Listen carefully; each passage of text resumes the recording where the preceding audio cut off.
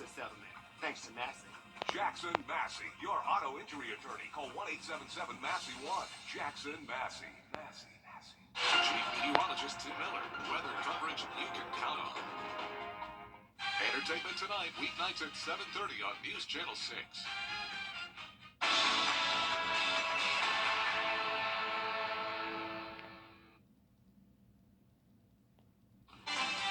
Hurricane Idalia spinning in the Gulf of Mexico, poised to make an impact across the CSRA. The very latest with the forecast, what to expect with its track, and everything we can expect here at home, all coming up in just a few moments.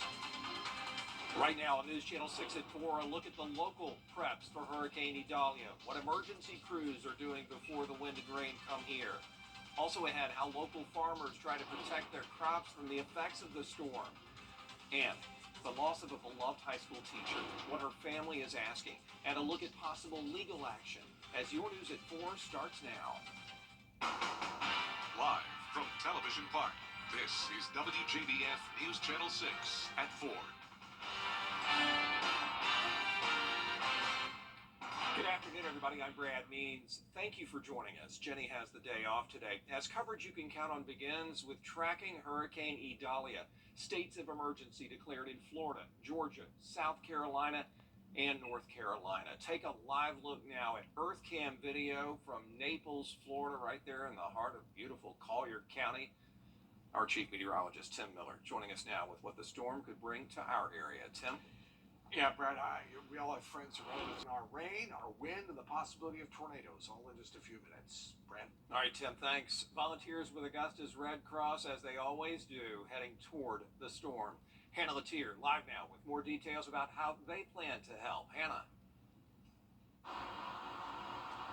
That's right, Brad. Executive Director Susan Everett and 5 other Augusta volunteers left for Tallahassee earlier today to prepare shelters. We take this and then people open up a shelter for us.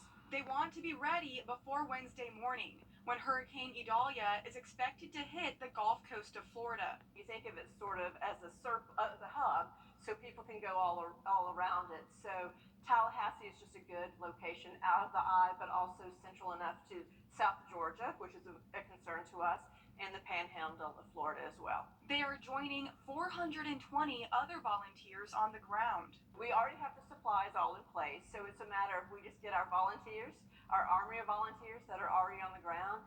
They set up the cots, they put out the comfort kits, they get ready to greet people, and it takes no time at all to get that to happen. They're prepared to help as many people as possible. 2 days ago, we had 16 tractor trailer loads full of supplies already on their way down there because we want everything there in advance. And it had things like cots and blankets and toiletry items and water and food and snacks. And their first wave is enough to shelter 14,000 people.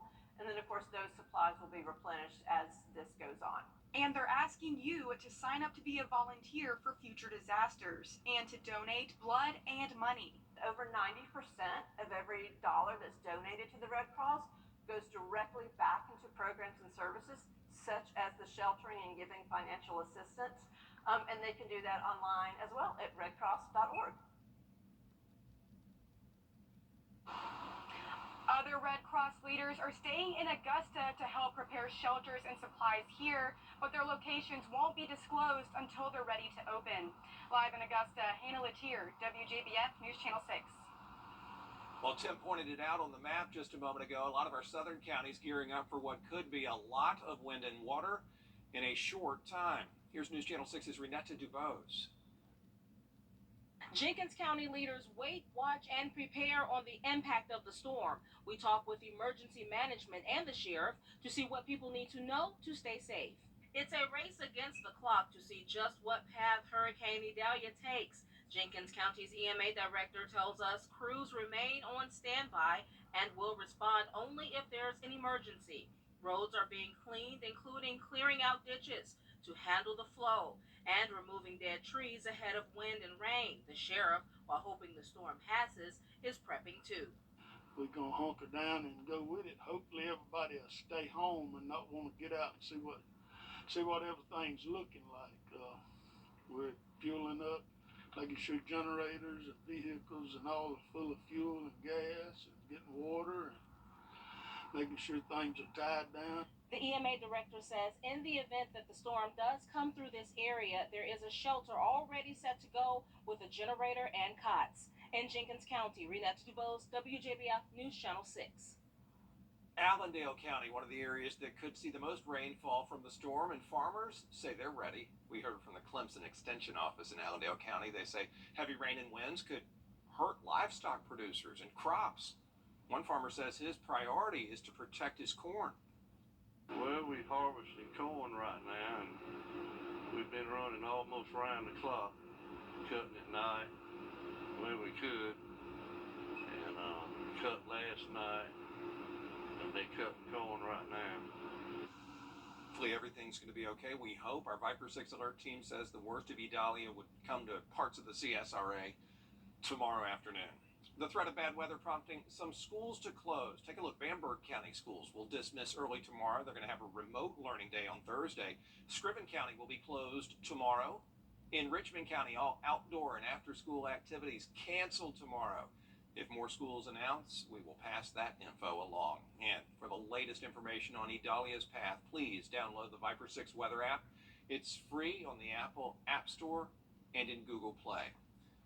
Coming up, the family of a local teacher calling for answers after the death of their loved one. We'll have that for you. And why some Augusta leaders want to talk about panhandling laws. A fine line there.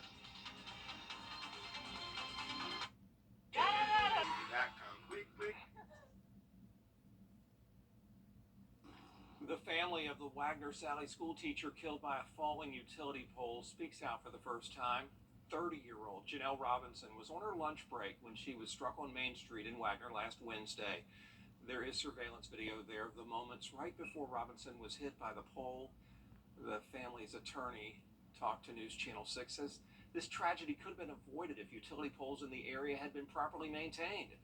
Robinson's parents tell us their daughter was a light and loved being a teacher. She loved those kids. She loved her. She loved her family.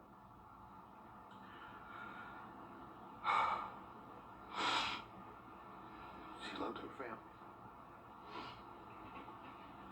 And her light will be missed. But we will always feel her warmth. Because that was the kind of effect she had. The family is taking legal action. They're asking for a commitment to improve the power and utility infrastructure in Wagner and Sally. Augusta leaders talking about cracking down on panhandling. A commission committee looking at an aggressive panhandling ordinance. Be careful here, though. They say it would have to pass constitutional challenges. Still, some saying it's an issue that needs to be addressed. You go to a gas station if somebody wants $1. You go to a restaurant, there's somebody who wants $1, and then you're riding down the street and there's somebody with a sign and they want $1.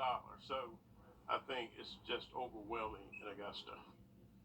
Some city leaders say while they do not want to see panhandling, they are worried that new rules could hurt those who are truly in need. The city of Augusta has set this year's tax rate. Commissioners of flooding, tropical storm force winds here at home, and that tornado threat. All of that in detail coming up in just a few minutes, Brent. All right, Tim, thanks a lot. Volunteers with Augusta's Red Cross heading down to Florida today. Hannah Latier joining us live now with details about how they plan to help. Hannah. Thank you, Brad. Executive Director Susan Everett and 5 other Augusta volunteers left for Tallahassee earlier today to help prepare shelters. They want to be ready before Wednesday morning when Hurricane Idalia is expected to hit the Gulf Coast of Florida. They're joining 420 other volunteers on the ground and say they're prepared to help as many people as possible. And they're asking you to sign up to be a volunteer for future disasters and to donate blood and money. We already have the supplies all in place, so it's a matter of we just get our volunteers, our army of volunteers that are already on the ground. They set up the cots, they put out the comfort kits, they get ready to greet people, and it takes no time at all to get that to happen. Other Red Cross leaders are staying in Augusta to help prepare shelters and supplies here. Those shelters' locations won't be disclosed until they're ready to be opened. Live in Augusta, Hannah Latier, WJBF News Channel 6. Local schools making some moves. Quickly tonight, Carol Barden of Jackson. Congratulations. Got yourself a Viper 6 umbrella. You'll need it over the next couple days for sure. Register to win, WJBF.com. Yeah, Carol, come get it. Thanks, Tim.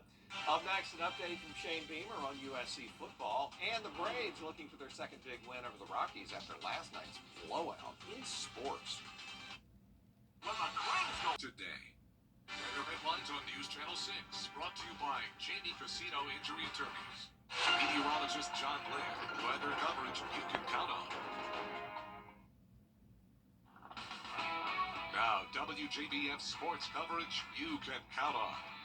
Week 1 of the college football season is this weekend, and the South Carolina Gamecocks are starting off very strong. Home Depot's College Game Day kicks off its 30th season in Charlotte as the Gamecocks take on the Tar Heels in the Duke's Mayo Classic. The Battle of the Carolinas will feature veteran quarterback Spencer Rattler for the Gamecocks against Drake May for the Tar Heels. And the last time these two teams met up, the year was 2021, and Shane Beamer got himself a Mayo bath after the big win. Beamer spoke to the media ahead of this weekend's game to talk about his excitement for the matchup and how much his team has developed in the offseason. Excited to finally be playing like our group. We've had a good preseason. There's no question we've gotten better since the beginning of preseason practice, and eager to get out there on Saturday night and see where we are as a football team. So the Gamecocks open their season on September 2nd, and kickoff is at 7:30 p.m. Over in the MLB, the Braves took on the Rockies for Game 1 of their series. Last night, top of the fifth, score tied at 2. Ronald Acuna Jr. at the plate. He launches one into right center, into the bullpen for the 2-run shot. That's Acuna's 29th homer of the season, and the Braves lead 4-2. Then bottom of the 6th, Braves up 5-4. Nolan Jones smacks it to left. Kevin Pillar on the run with the dive. What an incredible catch from Pillar. Some lights-out defense all night from the Braves. Top of the 7th, Acuna on first. He takes off for second. He's too fast for the pickoff throw. That's Acuna's 60th stolen bag of the season. Then Austin Riley pokes one up the middle to bring Acuna all the way home. The Braves lead 6-4. And finally, in the top of the 9th, Braves lead 10-4. Acuna up with the bases loaded. He sends one to the fence for a bases-clearing double. Acuna went 4 for 5 with a home run and 5 RBIs along with 2 stolen bases as the Braves get the big win 14-4. And of course, we have to mention the fan incident that happened on the field during the 7th inning while the Braves were on defense. Ronald Acuna Jr. was confronted by 2 fans trying to hug him and take a selfie. He ended up getting knocked to the ground by a second fan running onto the field, but he was able to get up once security had detained the individuals, and he was quick to let everybody know that he was just fine. So hopefully we don't see any of that chaos tonight when the Braves take on the Rockies for Game 2 of their series. First pitch will be at 8:40 p.m., and I'll have updates on that game tonight at 11. A very scary scene to see when people come running at you on the field, Brad. You don't want to see You it. do not. You do not. Thanks, Kira. We'll be right back. Big Rex. Taxpayers could still see an increase on their bills this year. American Airlines getting a big bill, a fine of more than $4 million for keeping passengers in airplanes on the tarmac too long. The Department of Transportation saying it's the biggest penalty for tarmac delays ever. Investigators say between 2018 and 2021, American kept more than 5,800 people grounded on their flights for at least 3 hours. Most of the delays caused by, Tim, severe weather. Tim. I thought I was playing for it. I have to host some of it. Yeah. If you're flying anywhere, check the airlines. So, especially with the Southeast Florida, the next couple days, obviously, because we're dealing with Idalia. And that's going to be the case for tomorrow. That's why the Viper 6 alert. We will be on top of this on air, social media, and on the web for the very latest as we'll be tracking the storm. All right, Tim, thanks a lot. That's our report for now. We appreciate you watching. We're back at 7 after World News tonight. Have a good night.